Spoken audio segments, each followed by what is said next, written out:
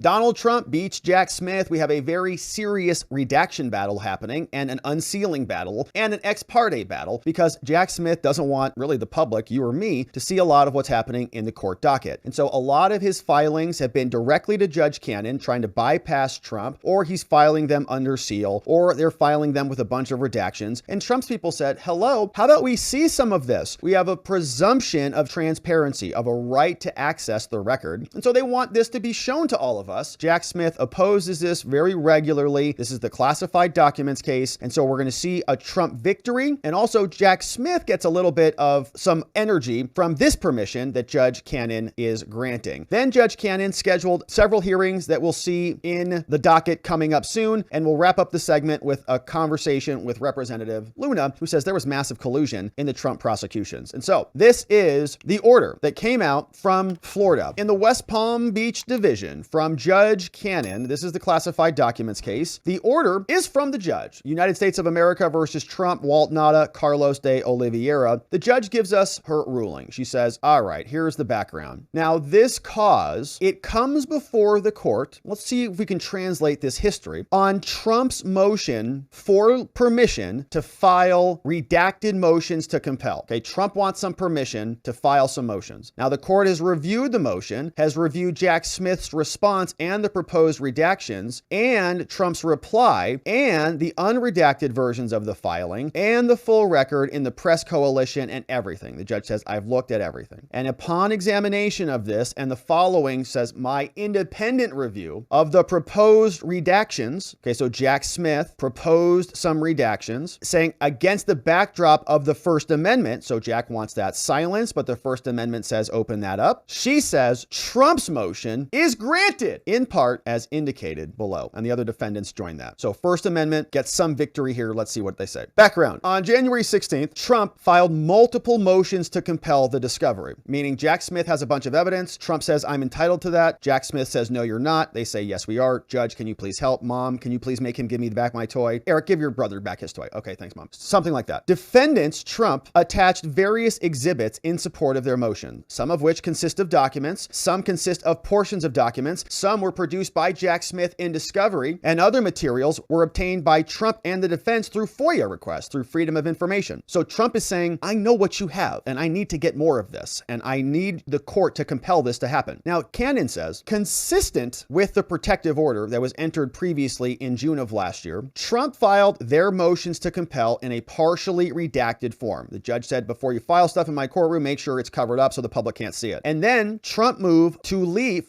for permission to file a substantially unredacted version of their motions with limited exceptions. Okay, and we read through Trump's motion to compel, and there were several big blocks of paragraphs in there that we couldn't read. Remember, like, what is this? What is this? What is this? Trump says, can we please file the actual filing? We want everybody to see that. They say, Trump, these are public. Okay, it's public. And court filings are matters of public record, as indicated by the local rules there in the Southern District of Florida. And they say that Jack Smith has not carried his burden. He says, if we want these records sealed, you have to show a high burden. There is a burden to seal presumptively public records with the exception of limited redactions only for privacy purposes. And so those are the rules. That's why we want it done this way. But special counsel Jack, he opposed all this. He opposes unsealing the motions because they might A, reveal the identity of government witnesses, or B, reveal the personal identifying information of those potential government witnesses. And it also constitutes Jenks material, which are just like witness notes or materials, police reports, notes, different memoranda, stuff like that. It constitutes Jenks material for potential government witnesses. And so you're not entitled to that until after they testified. So the special counsel also identifies certain additional discrete sensitive information that he argues should be redacted or sealed. And he proposes redactions for the motions and the attached exhibits. So Jack Smith wants this thing locked down. Okay, Trump filed a motion to compel. I want all this material, and there's a lot of good material in there. Jack wants it sealed. So Judge Cannon says, following the parties' submissions and the press coalition, which all the media companies, they filed a motion to intervene as well. Okay, so the media is saying, hey, we have right of access to this too. They want to unseal Trump's motions to compel the discovery. They're like, there's a bunch of redactions in there. We want to know what it says. The media says that Trump's motions to compel in unclassified form are presumptively public records. Again, they say, sorry, Jack, you have a heavy burden if you want to restrict this from the public. So Cannon says that the press coalition also requests that the court conduct an independent review of the special counsel's counsel's proposed redactions to ensure that the redactions are actually rooted in something that is a compelling government interest that's narrowly tailored. This is the strict scrutiny standard, we call this, and it is supported by the record. In other words, the judge will look and say, look, this is basically compelling. Like, I have to keep this redacted, and I'm going to narrowly tailor the redaction to only match the compelling interest. Now, in the alternative they want, it's brief to be accepted as amicus, and the special counsel obviously opposes the press, right? So Jack Smith is not in agreement with the media over this. So they give us some legal standards here, telling us by way of background that the press and the public enjoy a qualified First Amendment right of access to criminal trial proceedings. Now, although the contours of that right remains a developing area of law, like for example, we don't get videos, right? Where are videos? A right of access to criminal trial proceedings. We don't get videos in federal court. What kind of access? I don't have any access to it. I can't call in to any,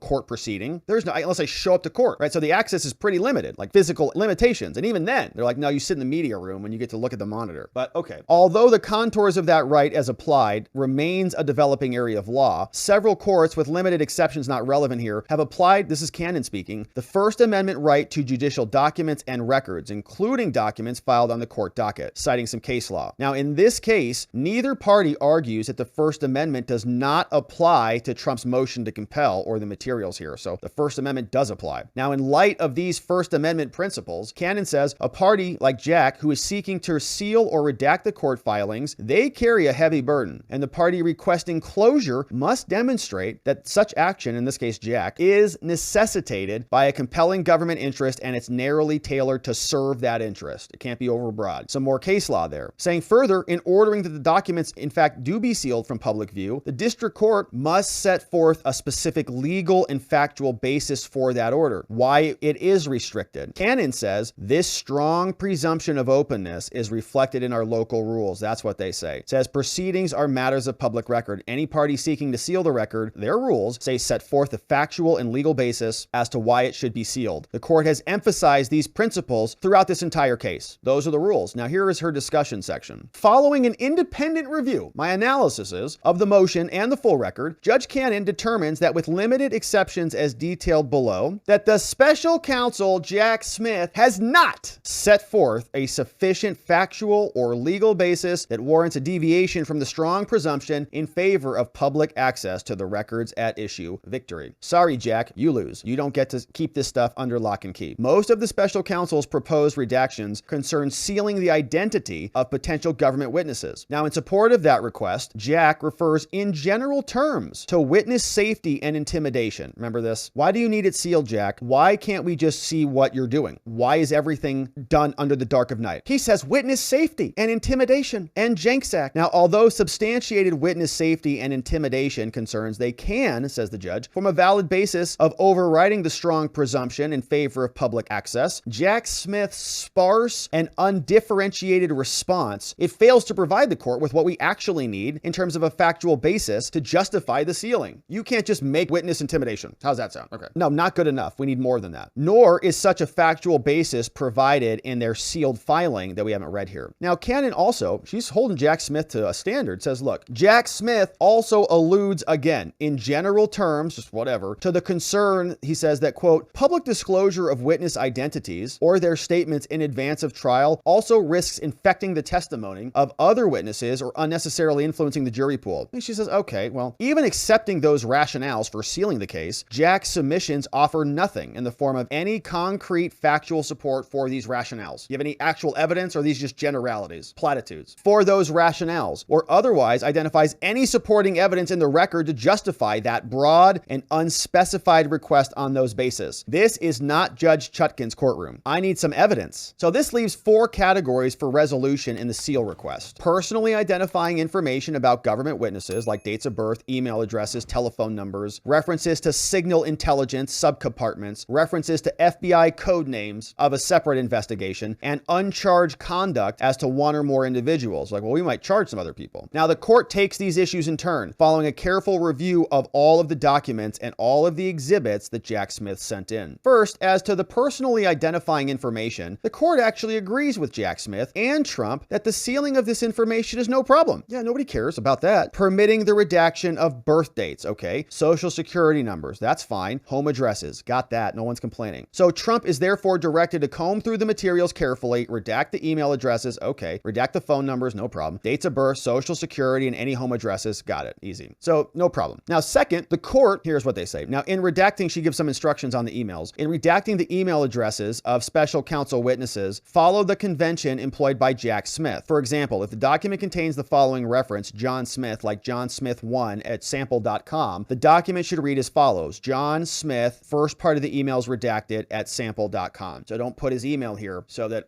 people can email. Now, second, the court determines at this stage that the special counsel's national security concerns are sufficient and they are specific to warrant the sealing of the signals intelligence subcompartments, saying this is protecting the secrecy of information that's important to national security. So that gets sealed. And third, with respect to the desire to shield the FBI code name of a separate investigation, they say neither the special counsel's publicly filed response nor the sealed filing identifies the information it seeks to redact. Now, although protecting a portion of their law enforcement investigation can constitute a compelling government interest, Jack Smith fails to identify the information at issue. He doesn't provide any explanation about the nature of the investigation. He doesn't explain how disclosure of the code name would prejudice or jeopardize anybody. So his request on this point is denied. Sorry, Jack, you don't just get to ask for it. You got to tell us, why is the FBI code name, if we don't know what it is, why is it so problematic? And fourth, turning to the exhibit discussing uncharged conduct for other individuals, they say Trump does not present any opposition to the public filing of that information. He doesn't care, and special counsel has failed to articulate any other legal basis for that redaction request. And so an insufficient basis has been provided to seal that. So therefore, it is hereby ordered and adjudged by Judge Cannon in Florida that Trump's motion is granted in part. File it unsealed. Just cover up the personal stuff. Press Coalition's motion is moot. We're unsealing a bunch of stuff, so you're happy. On or before Feb 9, Trump shall file under seal a proposed public version that is consistent with this order, under seal. So send it to me first. I'll make sure it's good. If I find that you did a good job and you didn't over redact, then I'm going to direct the clerk to unseal the filing. Good. We'll get to read that one again. The parties are reminded of the strong presumption of public access in criminal proceedings. The motion for leave shall be filed publicly. It says there shall be no filing under seal of any unclassified material. Do not file anything that's unclassified under seal unless you get permission from us. The motion for leave shall be filed publicly except in clear and supported cases of risk to personal safety or national security. Jack Smith is not happy. The party seeking authorization to seal the material shall not file or otherwise attach the material, so don't accidentally publish this stuff, and I'll let you know. Send it to me first and then I'll unseal it. She's being very careful about this, but she's also unsealing it, which is the right call, obviously. Jack Smith, if this case is so legitimate and above board, he should want us to see it all. No, we got him dead to rights. Trump did this, Trump did that, Trump did this. But no, they got to keep it all under seal because they're concocting their case right now. Now, here is what Chutkan said. So Jack Smith did file something. And this case now, special counsel, he filed a sealed motion for permission to file sealed and redacted documents. It seeks permission to file a redacted version of his response to their motion. So he's following the sequence. He incorporates the position, and so granted in part, file your stuff, comply with the redactions, on or before this, file under seal a proposed public version. So file it under seal, give me your proposal for a public version, and then we'll unseal this motion, right? So all of this by Judge Cannon. So it's going to be a lot of this process. That's why these things take so long, and this case is taking so long. Cannon also scheduled sequence of hearings, says on February 12th and 13th, the court in Florida, a bunch of stuff is coming up, but these are going to be sealed ex parte hearings. So one side to talk about the Classified Information Procedures Act. So this stuff is happening under seal and it's with only one side. Now these proceedings are going to be held in a facility suitable to discuss classified documents. Monday the 12th, 9:30 to 2 p.m. The court is going to hear argument from Trump's team outside the presence of Jack Smith. Just Trump, just the judge. Consistent with these orders, Walt Nauta and De Oliveira may not be present. Trump's lawyers shall be prepared to discuss their defense theories of the case in detail and how any classified information might be relevant or helpful to defense. Counsel should also be prepared to discuss Trump's motion for access to the SEPA filings and other things. Then from 3 to 5, so Trump gets a lot of time, 9:30 to 2 p.m. Then from 3 to 5, then Jack Smith comes in the room and they're going to be prepared to discuss this as well. Then they come back on Tuesday, going to be a full day on that day. Then on Tuesday they come back. Further proceedings as necessary, and additional stuff will be filed, signed by Judge Cannon out of Florida. So more activity on this. A lot of it's under sealed. I really wish we could see more of it, but we are going to see some more of it because Cannon is siding with Trump, siding with the First First Amendment, siding with the right to access, which is the right way to go, not gagging Trump. Like, think about these jurisdictions. One is gagging Trump and silencing him and putting everything under that she can under seal, right? Handling all of that. Whereas here, this judge is allowing us to talk about this stuff, right? Putting it on the docket, saying unseal it and let us see what's inside. So we're going to be here continuing to cover this. Obviously, we'll see what happens after those hearings. Representative Luna was talking about the various Trump prosecutions and saying, no matter how much they lie, smear, and attack Trump, he is going to win. This is all just lawfare, and the American people are going to see through it. Here is Luna. We have the ability and at our disposal tools to find terrorists in caves in the Middle East that you can't find someone who planted a pipe bomb. That's pretty egregious, but we have evidence that the government really helped to cover up what was happening. And I will just point all of you to what happened at Oversight, where we actually questioned Twitter 1.0. We saw that under the Department of Homeland Security, CISA was actually working to not only suppress information, to include the president's statement to remain peaceful on January 6th. Remember how he said that? Yet it was nowhere on social media. It's because these outlets, whether it was Google, Twitter, Facebook, Instagram, they're all working to suppress that information. But I wonder why. I wonder why they would want to do that. And it's because this president is truly a man that is outside of the DC control. And frankly, that's why every single person, I'm pretty sure up here, has endorsed him for re-election, and he's going to win in November. But I want to ask you all questions on whether or not you think that we should be charging someone like Hillary Clinton with insurrection, someone like Stacey Abrams with insurrection, because they all claim that they won elections. We know that Hillary Clinton was full of it. We know that because we saw what come out. In fact, you guys know that I all censored Adam Schiff over it. There was no evidence of Russia collusion. So I want to close with saying this. What we've seen happen over the last couple of years has not only been depressing as a member of Congress to witness how much people up here have actually used that lie, used that narrative, not just to smear President Trump, but to tear apart this country. But I do applaud what Representative Gates has done. And what I will say is that those sociopaths that continue to push this lie, once we have this on the floor, if you continue to push this, you guys are all going to be guilty of breaching House privileges, okay? Because we're saying that it didn't happen. We have evidence to back it up. So just think on that for a little bit. Ooh, Luna, think on that, punks. You're right. Hope they do think about it. And I think she is right that Trump will be victorious in the days, months, and weeks ahead. So, my friends, that is what's happening in Florida. We're watching the seal redaction battle unfold. We're seeing more of it is going to become public now, and we're happy about that. So we'll be covering it when this stuff gets unsealed. We'll see what's inside, the good stuff we are going to bring right back here. We hope you join us as we do. Don't forget to subscribe wherever it is you're watching this. I'd really appreciate you hitting that like button if you see it available and handy. We've also got a bunch of great links in the description below. Watcherlodge.com. We have our newest workshop, which is now available and live. It's called the Build Your Survival Squad workshop. It's free. It's available over there. So go check out the template, go check out the slides and the full workshop that we did at Watcher Lodge. Website, robertgovea.com, has all of these PDFs inside. So if you want to take a closer look, go through the red lines, check that out, and we'll look forward to seeing you right back here on the next one.